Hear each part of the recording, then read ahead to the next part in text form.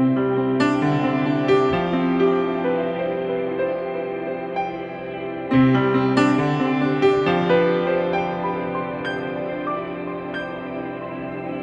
everybody, and welcome back to the Saltworks podcast. We're so excited you're here with us today, whether you're listening or watching. We're just honored to have you here. I can't wait to introduce to you a guest today that has been a long time coming, and I'm excited to share her story with you today. So welcome to the podcast, Felicia Toler. Thank you, Hallie. It's so exciting to me. Most of the time, I have known the guest, because you listen, how it normally goes. But you and I actually met through the podcast, which is a first for me. Mm-hmm. And so I'm just really excited. This is exciting to me in a lot of ways. Me too. And I feel honored to be a part of this because I've listened to your podcast and I really enjoy it. And it's something that, is part of my life. Oh, thank you so much. That means more to us than you know. And we will get more into that story and how we kind of got to know each other. But because you listen, that we always start out with, who is Felicia Toler? Well, I can first and foremost say I'm a miracle. And once you hear my story, you'll know why. Yeah. And I'm a wife to Tim. Mm-hmm. We've been married almost 29 years in June. I am a mother to Allie and Anna Kate, a mother-in-law to Stephen, and the best title I've ever had is Sassy to Mary Catherine. I love it, Sassy. I didn't know that was your grandmother's name. That's my name. We're trying to convince our kids to, one of my nephews couldn't say Hallie. And so he called me Happy for a while. Aww. And I was like, that is so kind. Undeserved title, but so kind. And so we've told our kids that we want to be happy and grumpy. They haven't quite taken to it, but we're like, if we just keep drilling them with it over the years, maybe it'll stick. Well, I kept telling, I wanted my husband to be called Grumps because he's grumpy.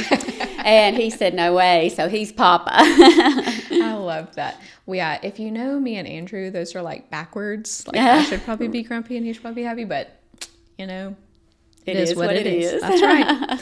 That's right. Our motto around here.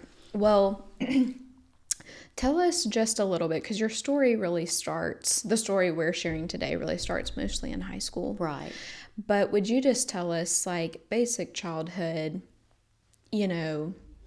what did you believe by yourself? Where did you grow up? Right. What did that look like? Well, when I was very young, my parents weren't in church, and I went to church with my grandmother, and that's why, that's when I heard about Jesus. Yeah. And but when we moved to Arkansas, my mom joined a church and got saved, and we went. My dad did not. I'm an only child.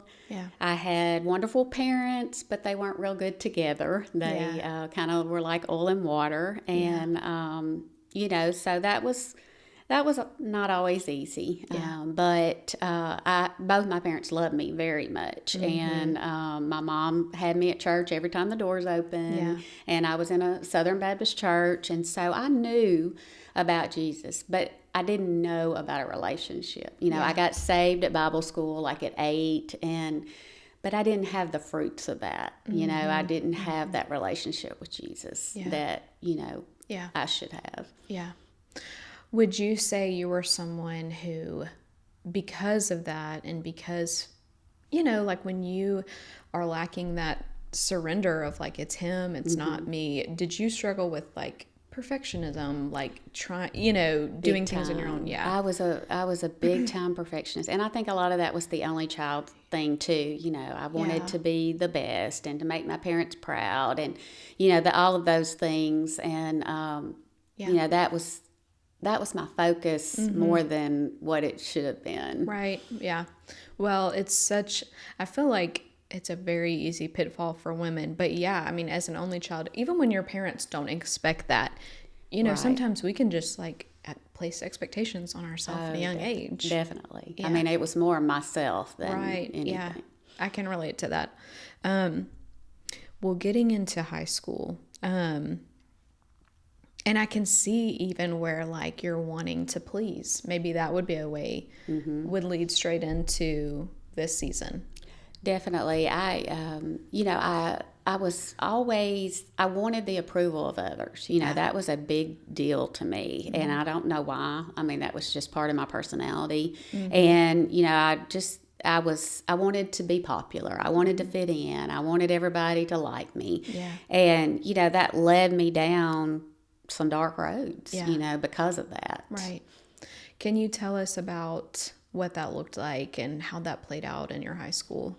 Well, we're a little small town, nothing to do. Yeah. And so a lot of times the kids drank and, premarital sex. And I fell into that trap. I wanted to fit in, and I met, I had a boyfriend, and, I wanted him to accept me, and so I did things that I shouldn't have done because I wanted that. Yeah. And we had a very toxic relationship. But looking back now, I used to always blame it on him, but I was probably as toxic or more than he was, because I just had that wrong frame of mind, that wrong mindset about pleasing and doing.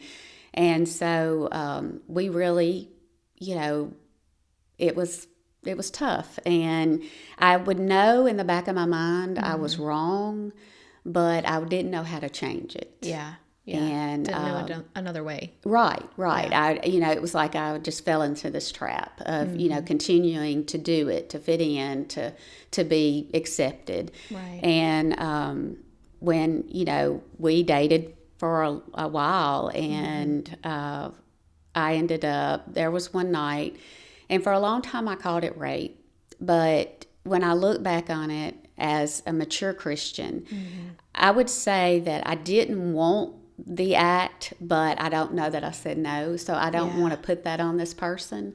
Yeah. But as a result of it, I became... You didn't feel like maybe you could say no. Yeah, because I had, relations before. And so I didn't feel like I could. And I, because of that, I got pregnant, and it was pretty traumatic because I was, again, falling into the trap of, if people know, they'll be so disappointed in me. Yeah. My parents will disown me, and, everybody will think I'm a terrible person.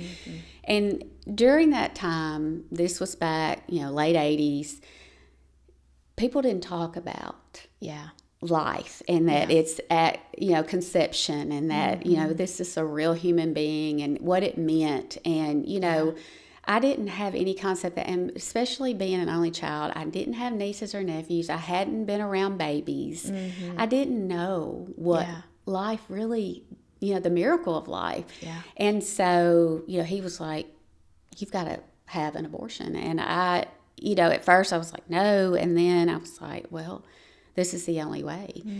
And so we made the appointment, and we went. We told our parents we were going to Little Rock for the day. We did that a lot because where we lived, it was pretty, rural, and we'd go to Little Rock to go eat, go movies, that sort of thing. And it was, I walked in there, a young, naive girl, and I left a very damaged young woman. And if people tell you that it does not affect you, or they say, oh, it doesn't affect, they're wrong. Yeah. Because that experience is something that you can never. Yeah. And, there's one moment that I won't go into details about everything, but I got there, and there were protesters out front. Yeah. But we entered to the back, and I got in there, and the lady called me up, and she said, I had to see your driver's license, and she said, well, you're not of age to do it without a parental consent. And I said, oh, I did not realize that. And she said, don't worry about it. I'll take care of it. And I often think, what if? What if? But God had other plans. And but when I left there, I was a changed person. I was damaged, and I was ashamed of myself. And I was traumatized. I mean, it is a traumatizing experience. And I mean, I was screaming. It was bad. And, you know, and I just left there like, and I couldn't tell anybody. Yeah. And when you hold something like that in, Yes. it does something to you because you can't get it out. You can't tell. You can't vent or anything. And I had to keep it all to myself. Yeah. And you can't heal when you can't let it out. Yeah. Mm-mm. Yeah.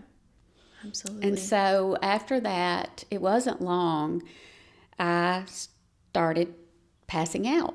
And first they said I had some potassium issues and that sort of thing. And we really thought it wouldn't be anything to it. You know, it would, you know. Yeah. But it continued. And I would just be somewhere and out I'd go, you know. And my mom and dad took me to specialist after specialist. And, you know, I would go and one person say, oh, you have migraines, or, oh, you have heart stuff. You know, it was something different all the time. But there were never any answers. And, not really conclusive. And nothing ever helped. You know, no medicine, no treatments, anything. And so then I had to start dealing with that, you know, and it was rough. I mean, I can just remember, you know, so many times the school calling my mom from work, and she having to come pick me up because I'd passed out in the classroom or you know, at gym or whatever. And so, you know, it became, my mama would say, my thorn in my side. She would call that like pause, you know, she'd say, that's your thorn in your side, you know, and it became that, you know, it became something that affected my life deeply. Well, and I just want to pull out that thread of approval of man because we talk a lot about that on the podcast, and everyone can relate to that theme in their life at some point, whether they walked free of it, if they've ever seen it, recognize that in themselves or not, but everyone cares to some extent. And we can kind of tend to think, you know, we can kind of tend to put sizes on our idols. You know, oh, that's a big idol. Approval of man's smaller. It's not smaller because, I mean, just look like in your story, like that need to belong was so large that there were multiple times you said, like, I didn't really want to, but I believed I had to. Right. And like that drive becomes our beliefs, and like we don't even know what's at the root of it. And you know, I just want to pull that out for people listening that think that's not really that big of a deal. It is, because it's driving so many of our decisions that we don't even realize. That's right. And if we would just, you know, now that I'm older, I can say this, but if someone's listening that's younger, God is the only approval we need. Yeah. You know, other people, everybody is sinful, and nobody's perfect. And, you know, getting their approval is not important. Yeah. It's just Jesus' approval that we need. But the beautiful thing about your story is that he works all things for the good. He does. And that's so powerful and wonderful. Getting back to your seizures. Or you said passing out. We haven't. Well, gotten there we yet. called them seizures because I wasn't sure if you had said that or not. But so when you were going to the doctors and stuff, did they say, "Oh, we think this is seizure activity," or some did? Yeah. And you know, they would try seizure meds, Right. And it would be horrible. I would be on the, I wouldn't be able to function half the time. Yeah. I would, it was tough, you know, because, some would say that, and they would try these different medicines, and a lot of times they would just be, they would drag me down. Yeah. Mm-hmm. So what did that look like going into college? Taking both the trauma, still the drive to want to conform and gain that approval. And I want to say too, in a compassionate way for somebody who finds themselves in that spot, when you aren't driven by the love of the Lord, what can you be driven Exactly. by? I mean, Exactly. like that seems like I almost want to say noble pursuit to Right. please people when you have the absence of his presence in your life, and so it's very easy to fall into and be like, well, because even Christians confuse people pleasing with serving people. definitely. And so I do want to just say that. But how did that need and the trauma now that you carried, and then getting into the health stuff, how did that look going into college? Well, I was finally, out of the toxic relationship by the time I got to college. And, but then I started having more toxic relationships. Everybody I dated, it just, it was always toxic. And I just, I was looking for something. I was looking for the approval. I was looking for something that wasn't there, and I would, I would go, when I went to college, when in high school, I was like, miss everything. I was in everything. I was, I got everything. I did all that. Yeah. And when I got to college, it was like, I didn't want to do that. Yeah. I didn't want to do sorority. I didn't want to do anything because it was like, I didn't want that pressure on me anymore because I had always felt so much pressure. How interesting that you innately knew okay, I don't want that. I did. Because that's going to spur on this thing that I felt like I had to feed. And I think that's how I felt. I thought if I do that, I'm going to be in that trap again. I'm going to have to feel pleasing and have to please people and make them happy. And I don't want to do that anymore. Right. But, I think sometimes that, I didn't look for avenues. I didn't go to the BCM. I didn't, and every once in a while I would go to church by myself. And I would sit in the back and then nobody would say anything to me. And so then I'd think, well, I'm not wanted, and I would and I wouldn't go back. And I knew in the back of my mind what I needed, but it was hard to pursue that, And so I fell into the trap of toxic relationships. I would say I almost became an alcoholic. Drinking was a very big deal. Because it was to help me cope. You're right. It would soothe that for a little while. Yeah. And so I would, go to that and do that. And so, all through college, pretty much the whole 4 years, I did that. But my senior year of college, I met the love of my life. Yeah.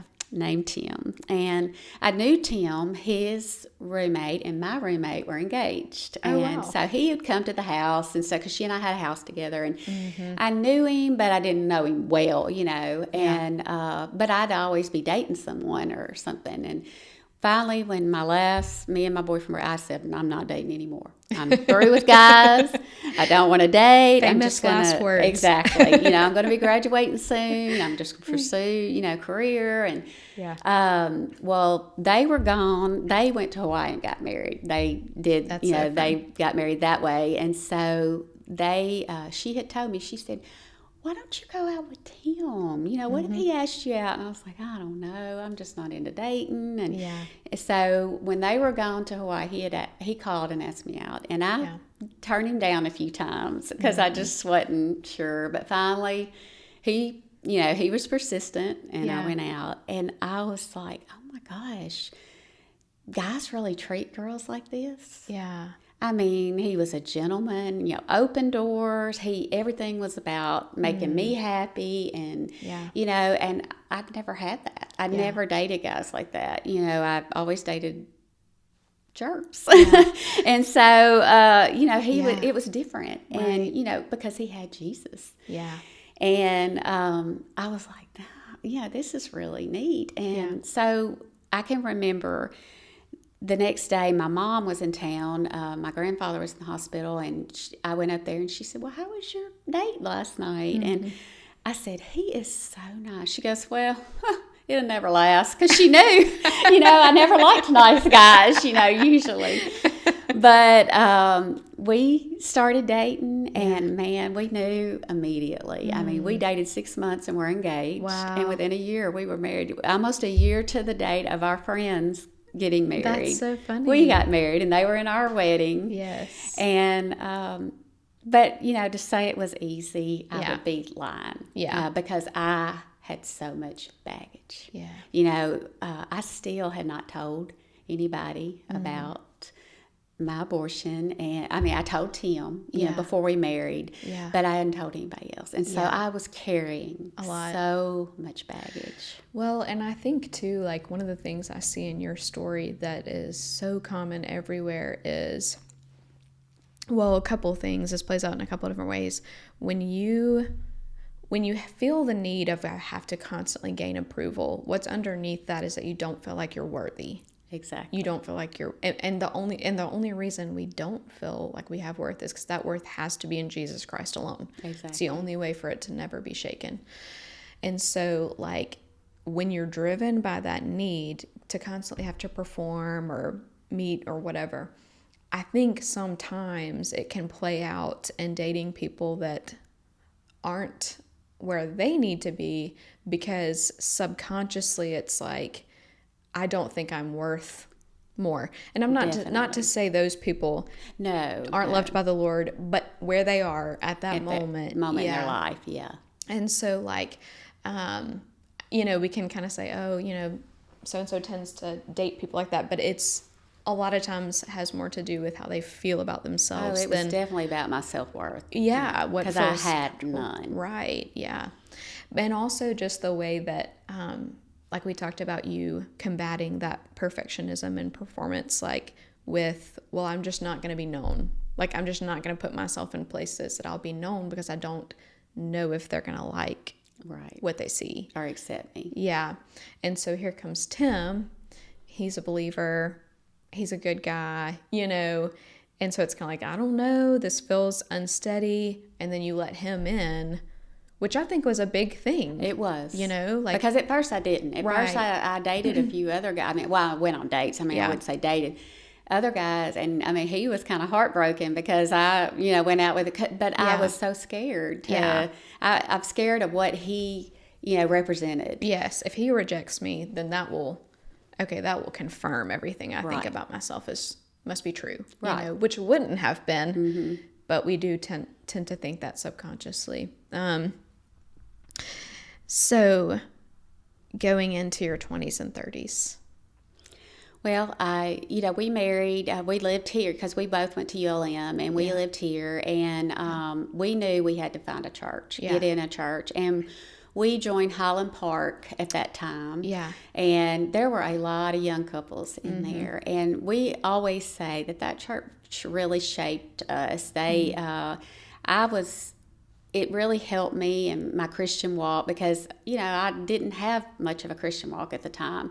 And we loved it. We had a lot of couple friends, and, you know, it really was great. But then he got a job in Crossett, which is where he's from, and, you know, decided we wanted to move home. We bought his grandparents' house. We live on we call it Toler Hill, you know, his mom and then us, and then his aunt and uncle, you know, we all live out in the country, you know, all beside each other. And we knew we wanted that for our future, for our family. Yeah. And so we ended up having two beautiful, healthy daughters, Allie and Anna Kate. And I mean, you know, we couldn't have asked for anything more. And we got involved. We joined First Baptist in Crossett, and we've been there actually 28 years now in that church, and we love it. You know, we jumped in, you know, feet first. We got involved. Yes. He got involved in the Awana ministry. Yeah. And so I followed suit, and we did, even before, you know, we had kids, we were doing, you know, Awanas, and we got involved with youth, and we did that. And so we really, we loved our church, and we loved serving. Yeah. But, you know, always in the back of my mind, I was like, I'm not worthy. I'm not worthy to serve. I'm really not worthy to be here. And I mean, there were times, you know, I would sit in church on Sundays and be like, if they only knew who I was. Yeah. If they only knew who I was, they wouldn't want me here. You know, and I struggled with that. And I continued to have the seizures. And Tim is one of these people, he's a fix-it man. Yeah. And so he would look for specialists. I mean, we went all over the country, you know, going to specialists. And, you know, we found a doctor in Houston, and he really felt like it was seizures. And there were times that I would be so medicated that I could not leave my bed. And I couldn't take care of my kids, and I would be so sick and so medicated, and it was rough. I mean, and not just for me, but for him, and I'm thankful that he stepped up. He was a great dad, and and a great caretaker, and and I'm thankful for that, because there were some pretty hard times during that season. Absolutely. Well, and just how the enemy's voice can lead you into making a decision, because he's whispering, if everyone knew, they wouldn't like you, they wouldn't love you, and then once you've made that decision, because you feel like it's your only choice, he whispers, well, now everybody will hate you because of this. And that's just the way that he operates. He's the father of lies, and like we can all see that in our stories. But how untrue that is, and that actually no weapon formed against you, shall prevail. And so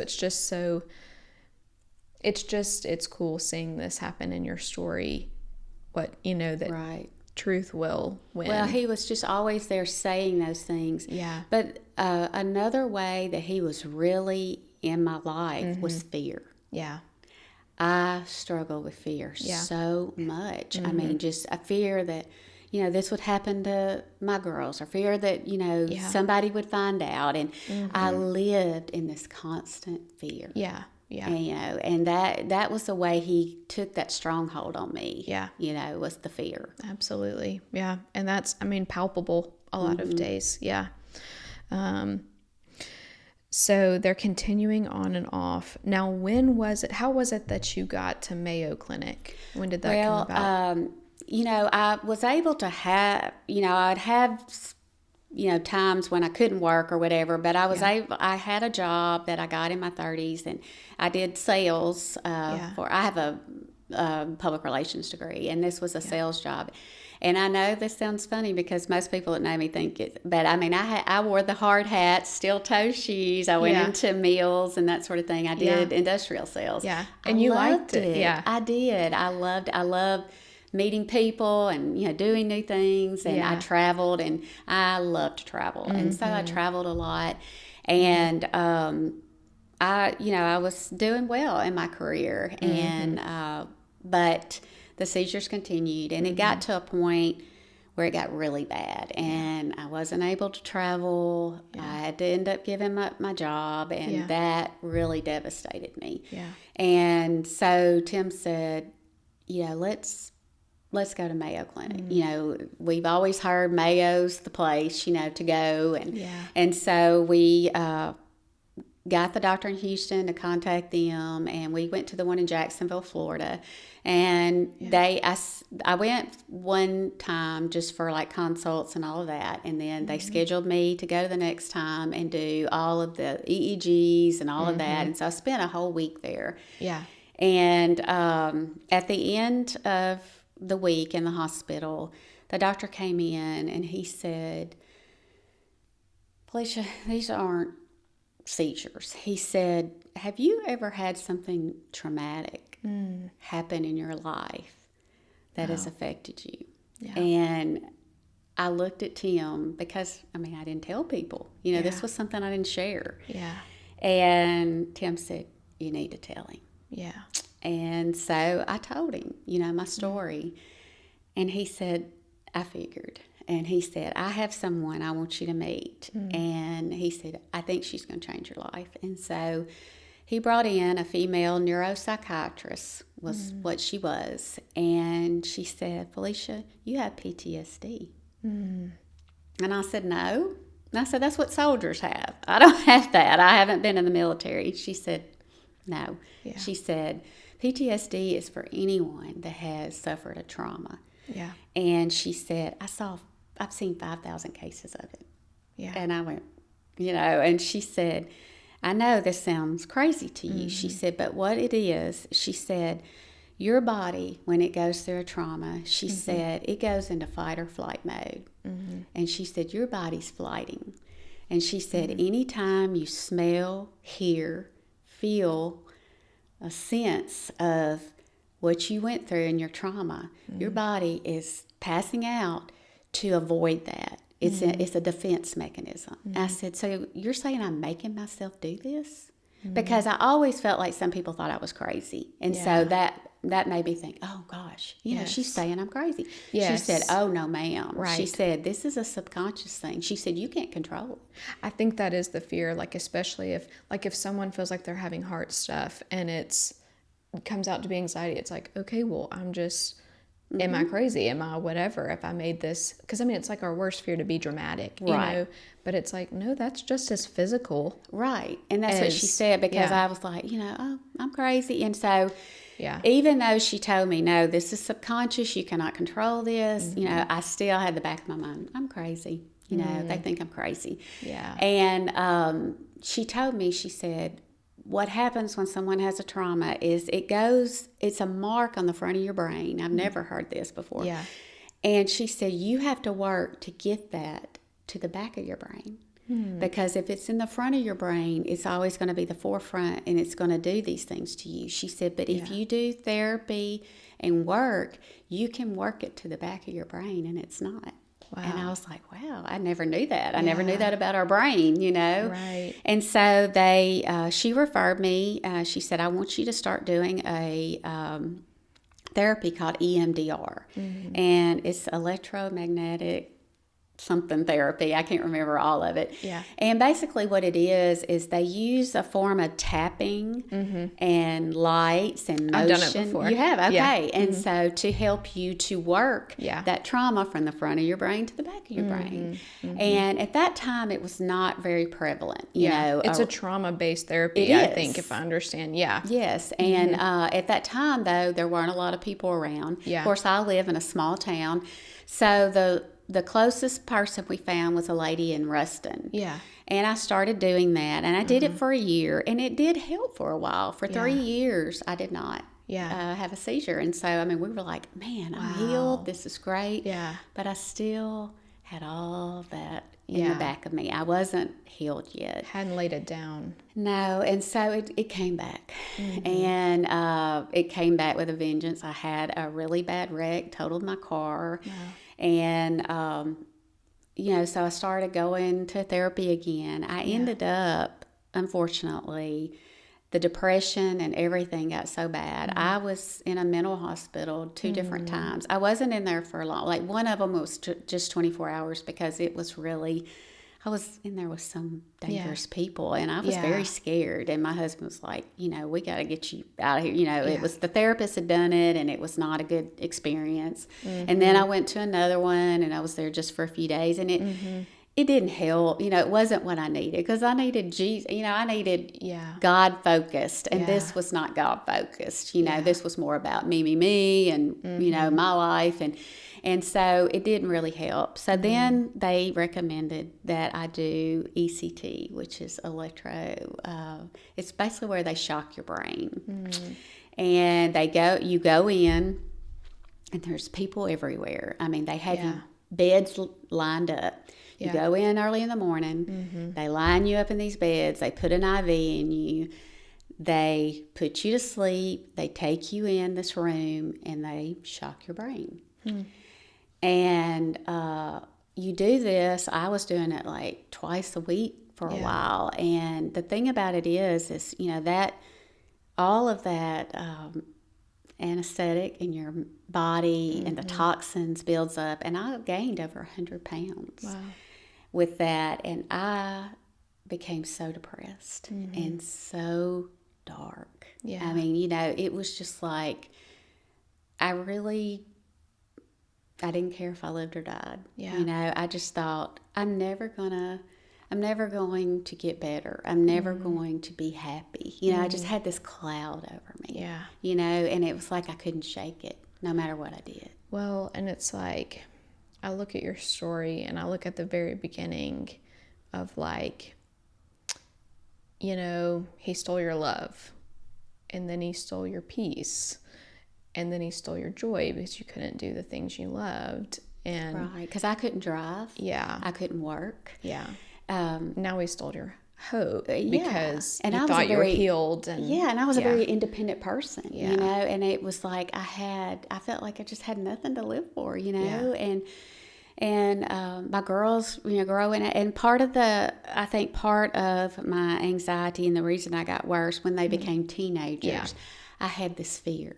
I had this fear they were going to go through something, you know, that they were going to, you know, something was going to happen to them. And, you know, I lived in this constant fear, you know, and I couldn't get past it. I think that's a common thing when you have had a traumatic experience and then your kids get to that age, you know, or, you know, even nieces and nephews or whatever, like it can make it can trigger it a little bit because you're now looking at it through the eyes of a child and you're worried for that child. Like it can I just didn't want them to go through what I did. Yeah. Yes, and it did. Yeah. It was definitely a trigger. And, you know, the psychiatrist I later got, she said that's where you were. You know, she said you know, that triggered you into going, you were reliving it. You were, you know, fearful of it.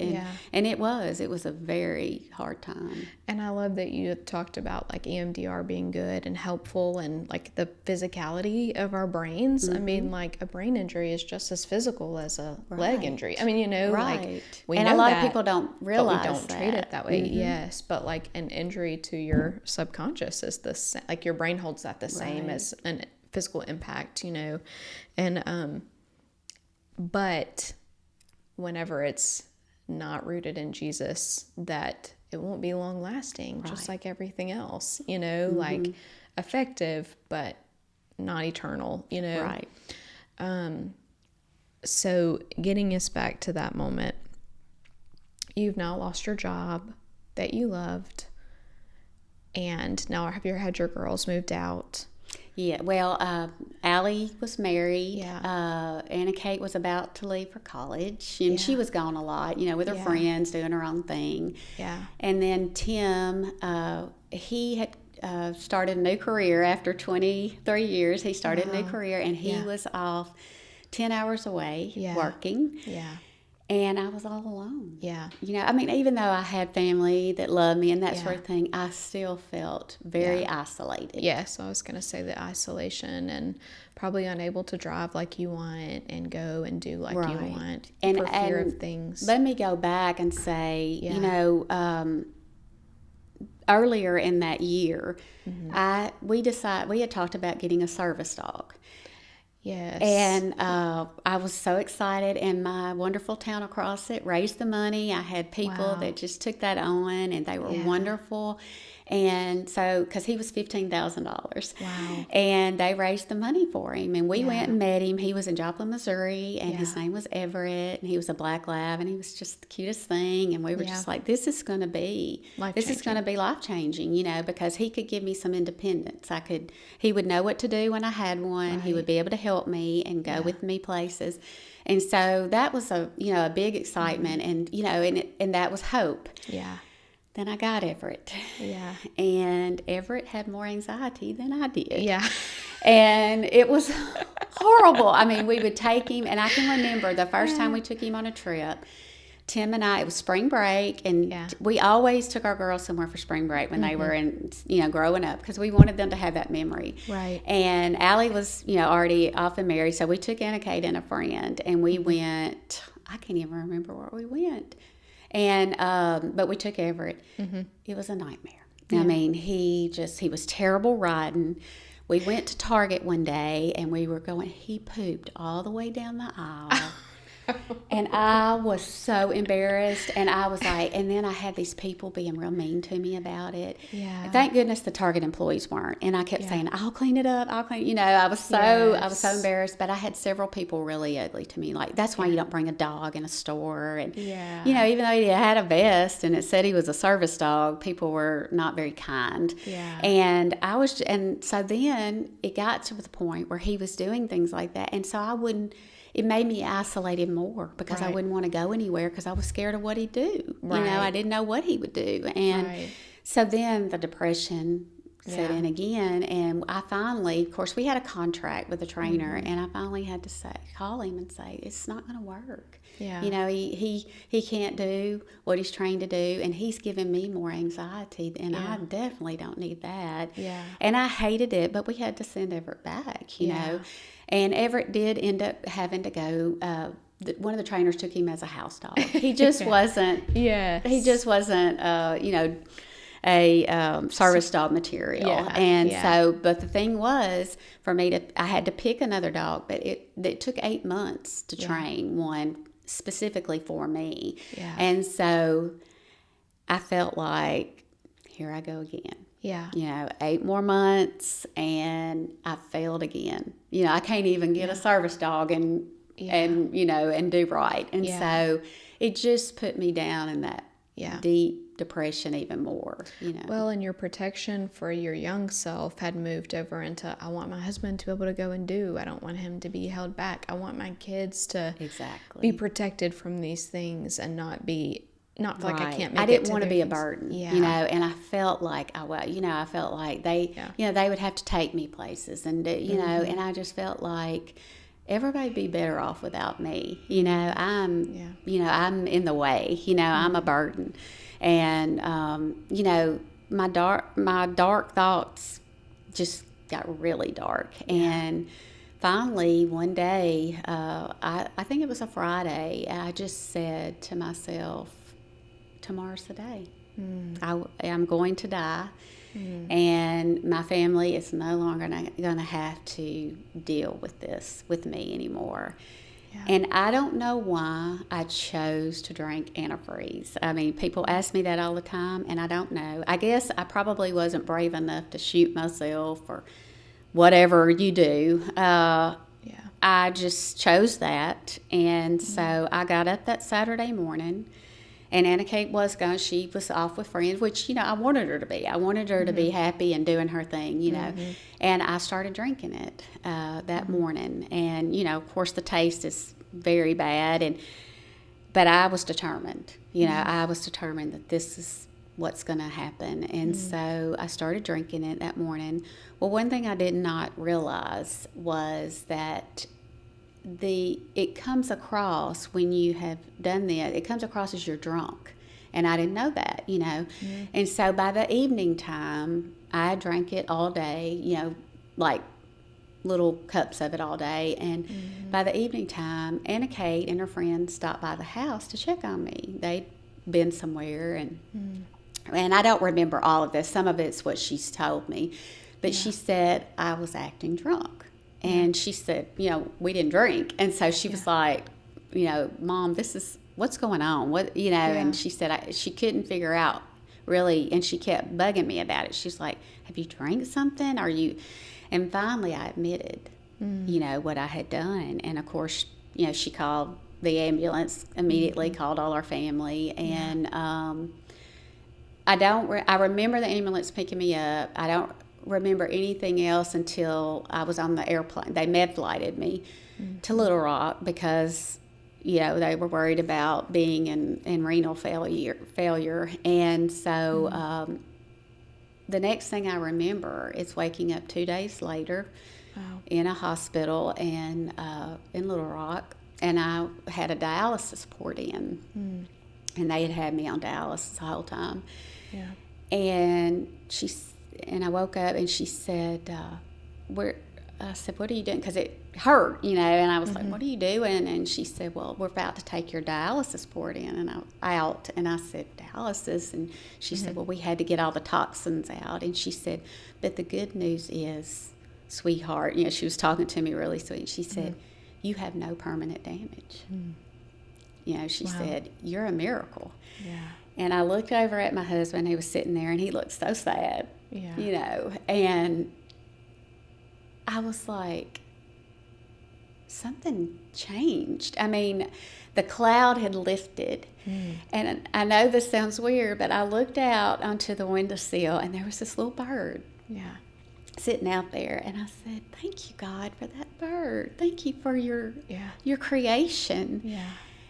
And I was like, healed. And I know that sounds hooky, but I mean, it was gone. That cloud was gone. And I was like, thank you. Thank you, God. And I'd never thank God for my life. I'd always been one of these that I didn't value my life. You know, I didn't value what God had made. Yeah. And at that moment, I was like, I am a miracle.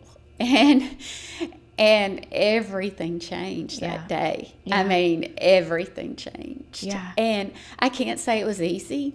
Yeah. Because I had hurt my daughter because she found me. Yeah. And I'd hurt our relationship. Yeah. And I will regret that for the rest of my life. You know, I know God's forgiven me. And I know she's forgiven me. But she suffered from that. She suffered trauma from that. And I think, here I am. I never wanted my kids to have trauma. And yet I gave her that. And it took she and I a good year for our relationship because of that. And I knew that. And before that, I would have been one of these people that I'd have been like, well, if she didn't get over it, that's her problem. But now, after I had been I was like, I'll do whatever it takes to heal my relationship with my daughter. Yeah. And I will do whatever it takes to heal a relationship with my husband, because I'd hurt him and my other daughter and my mom and my, everybody. And I was willing to do it. And, and before, I wasn't. I was too selfish, and I was like, they'll have to get over it. And I valued that, and it took a while when I first got home. I won't say that I was immediately just gung-ho, everything, I'm a miracle and everything's changed, but it was a gradual, it started happening. And things just started changing in my life and in my heart. And I had been a little bit separate from the church at that time, because I felt at first, people don't know how to react to people that have tried to take their life. Right. They're scared of it, or they're scared they'll say the wrong thing. And, and so I encountered that, and I kind of felt shunned a little bit by my church. And but I realized now that was a me problem. It wasn't a them problem. They didn't know. They didn't know how to react or what to do. And so I was a little separate from the church for a little bit. I didn't want to go. I had a little bit of shame of all of it. But then it just, like, one day God said, Felicia, you have to be in union with everybody, and you've got to tell your story. You've got to be a part of this, and you've got to heal. And so I told my husband, I said, I've got to stop avoiding, and I got to start going, and I got to stop looking for excuses and reasons, the preacher didn't do this, or, so-and-so, didn't reach out. And I've got to start doing it for me. And, not for who's at church, and but for me. And that's when I started healing. And I just, and I started craving the word. And I'd never done that. I would, in the past, I've kind of, I'd do Bible studies or whatever, but I never craved the word. I just, I would do what it took to get by, to have the knowledge I needed at the time. But all of a sudden, it was just looking at passages, and I would, look up stuff, and, and I was like, wow. And so after that, time kept going by, and I kept healing, little by little. I got my new dog. And his name was Scuba Steve. And the trainer named him after the Adam Sandler movie Big Daddy. There was a Scuba Steve in it. And Scuba Steve, he's a golden retriever, and he changed my life. He was very calming and loving, and he knew just what to do if I was sick. And I just started getting out more and being independent, and I stopped having seizures, and life became good. And people would ask me, how are things? And I would say, life is good. And because I experienced the dark life. And I was in the good life, because no, everything was not perfect. Right. I still had a lot of things going on, but I knew that you were changed. I was changed. And that was all I needed. Yeah. And so about a year ago, the Lord laid on my heart that we needed women's ministry in our church. Yeah. We had it when I was a young person in the church. We had a lot of things going on. But, COVID, it did. It took away put so much. Stop on a lot of and stuff. It took away so much from our church, Yeah. And I was like, women need to know they're loved. Yeah. We as women, we're more emotional. We're more needy in that fact. We need relationships. We need to feel accepted. And to hear the real things. Exactly. And to know, there's real people out there that have gone through real problems. And you're not alone. Exactly. You're not alone. And so God just really laid it on my heart, and I started praying about it. Yeah. And I went to my pastor, and I just said, I think this is what I'm supposed to do. And he said, hey, I'm all about it. Yeah. Go for it, And so I reached out to some women at the Arkansas Baptist State Convention, and they were like, hey, we're behind you. We're gonna support you, and this is what you need to do. They helped me go to trainings, and I started learning about women's ministry and what I could do. And so I launched it last year in our church. And we did several socials where we just had game night, and the ladies would come, and we just had such a good time and fellowship. And then I did a few service events. We did some service events, and it's progress. It's a progress. It's not something that it's not full force yet. Yeah. We're still working on it. We're still trying to make it better and do things. And we're actually going to have our first Mothers and Others brunch for Mother's Day. And what we want to do is just for all the ladies. Some ladies aren't mothers, and that's okay. Yeah. And some ladies don't have their mothers, and that's okay. We just want it to be for all the ladies. And we're going to have the men cook brunch for the ladies and go, and and I'm still attending. In fact, I'm leaving Saturday to go to a training at the convention again, and I'm working on me, and I'm working on how I can serve others, and working on how I can improve my relationships. And I will say that not everybody knows all of my story. And once I've told some people, I've lost friends, and that's been hard.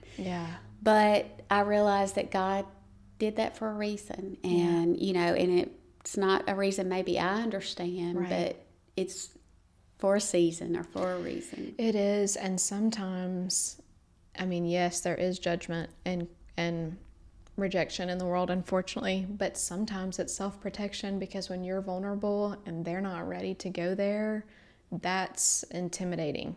It's scary. Like, it's, you never know. They might be living in a place where they're still trying to hide things they don't want to say, and that does not feel safe. Right. To feel like, okay, this person's offering this. I don't want them to be able to see what I want to keep hidden. And so you never know. Right. And, and I've learned, I've gone from that place where I was so worried about what other people thought, and so worried if people were going to reject me because they knew my story, to now I want to tell my story. And if they don't accept it, I can't help that. But I have to tell people what God's done in my life, because I am a miracle. And, my husband says all that. He says, every day I thank Jesus for your miracle, because you are, you're changed. And he said, I can't explain what a difference you are, because, used to, I was very negative. I was like, I didn't like when people got good things. I was jealous, envious, because they were good. They had good and I didn't. Now I just don't feel any of that. Now I'm happy for people to have good in their life. And now I just want that for everyone. And I want everyone to know my Jesus. Because my Jesus is amazing. I love that. And I love the thread of like how all the darkness tried to remove the fruit of the Spirit. But when the Spirit came full force into your story, how it's just bearing fruit left and right. It just, you can't hold it back anymore. You know, it's love, joy, peace, patience, kindness, all together, you know. Exactly. And even that self-control that you just talked about, you know, like we can't even have that by ourselves. Yeah. It's not aptly named, I guess. But just so beautiful. And yeah, that, you know, you reached out at the end of season 1. And I don't even remember, I don't remember how, like, because you emailed me. Right. Yeah. And sent me your story, essentially. And it was, I think the email was called, I went back and looked this week, and it was my old email, but I went back and found it, and it said, "Your podcast is changing lives." And it was just, it meant so much to me, receiving that. And one of the things you shared was gardening is one of your therapies. Yes. And I just started, and I don't think some people realize, you know, when I was younger, we didn't have the resources we have now. But now we have so many resources to seek the Lord, you know. And I had always loved your father-in-law. Yes. And he had spoken at our church before. And I just, my husband and I, you know, sometimes listen to his message. And when I heard that you had this podcast, I was like, well, gosh, you know, that's his daughter-in-law. She's got to be great, you know, because he's great. And I don't know why I had that thinking, but I just did. And I was right. And I just started listening. I get it. Working in my flower beds and that sort of thing is my therapy. You know, I love it. And so I was like, I'm going to start listening to that while I'm working. And listening to the stories and the people that you interviewed. It was so, it just gave me strength about giving my story. It made me think, these people can do it, so can I. You know, I mean, they can share their story and they can be vulnerable. Yeah. And if they can do it, so can I. And it gave me courage, you know, to listen to it and to hear it. And your compassion, it comes through so much on your podcast. And I love that because people like me that have all of this, we need the compassion sometimes. We need somebody to say, hey, you know, we're here for you. We love you. We want to hear your story. And all of that just came through to me through your podcast. And I just needed you to know that because, you know, I think we're so... in this social media age, we're so good at telling people what they're not good at. Yeah. But let's tell people what they are good at, you know? Absolutely. And I just felt like I needed to tell you that. That was so kind. I can't thank you enough for that because I think that about people and I don't follow through with it either, you know, but like just how encouraging it is when we do, like when we obey that nudge to say like, this thing that can be small or big, you know, and I just love that so much because our vision and our why is to spur on the church. It's to help people feel not alone and to run the race set before them, you know, and throw off anything that hinders and the sin that so easily encumbers us, and just to be filled with courage to live with a genuine faith. And we've talked about before, like the secondary thing of hearing someone hear a story, share a hardship that they would have believed in the past would cast judgment on their life, and have someone else not leave the table. Exactly. But stay and love and show that compassion of the Lord helps you know when you feel like you're listening and you're sitting at the table, helps you know, like, I don't think they'd leave my table either. Right. And that's Jesus. And that's how I felt. You know, I felt like you listen to the bad and the ugly and all of that, and you don't judge, you know, and that's important for people that have a story like mine, you know, for somebody not to judge, because everybody has stuff. Yes. You know, and that's one thing I realized. I used to think I'm the only one that's going through this. I'm the only one that's, you know, dealing with all this, you know, darkness and battles. And but we all have stuff. We really do. And that's like the beautiful thing to me about hearing stories. You know, sometimes, unfortunately, the podcast becomes work and I can be like, okay, I've got to prep this episode. And then when I start like going through the notes, I'm like, I am so excited about this story and sharing what the Lord's done, because it encourages me, and I know it's going to encourage someone else. Right. And just how, like, we're all going in our houses and closing our garages and not knowing that what the other person's walked through would help and encourage and spur us on, right. you know? And it changes my life. And so it's so life-giving to hear that it's helping, and how your story is going to do that today. And that's my hope. You know, I pray all the time, you know, because I have kind of started speaking some, and I'd like to continue to speak. And it's not about me. I just want, if someone out there, right, if one person I can help that says, oh my gosh, I've been there, you know, somebody else has gone through what I have, you know, and they made it. Right. And, you know, it wasn't the end. Exactly. And, you know, and especially my story about the suicide attempt, if somebody out there is contemplating that and they can say, hey, you know, I'll be okay. And, you know, I know this is funny to say, and I tell my daughter Anna Kate this all the time, because, you know, she's faced some battles and different things just because of her trauma from what we've been through. Mm-hmm. But my motto is, you can do hard things. Yeah.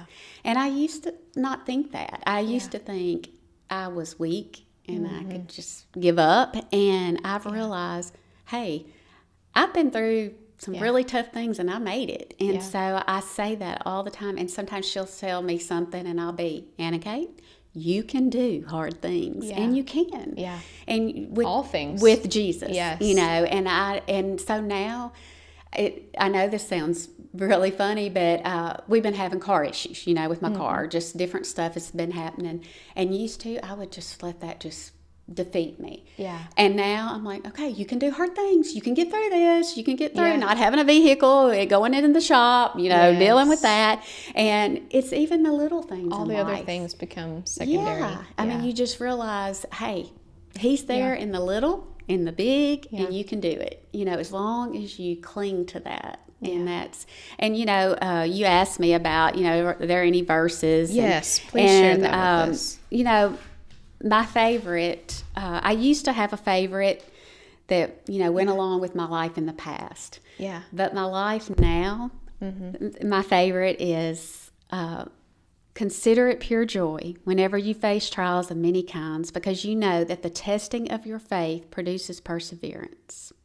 Mm-hmm. And that's James 1:2-4. And the reason I love that is because, you know, I'm not thankful that I went through the stuff, but I know I went through it to be where I am now. Yeah. And I persevered and I made it. And, you know, God gives us, you know, people are like, well, you know, if he's a good God, why does he give us trials?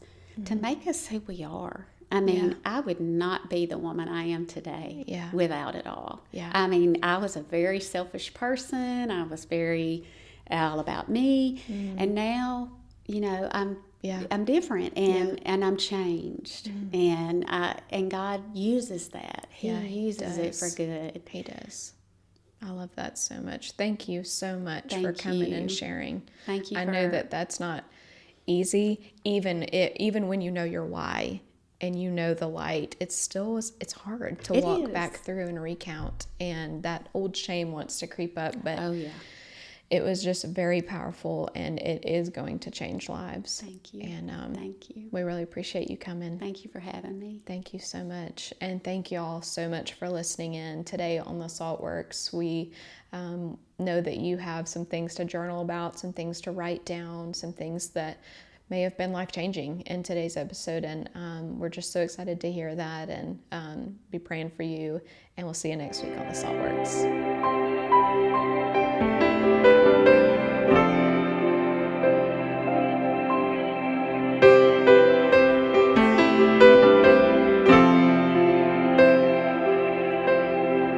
This is my story.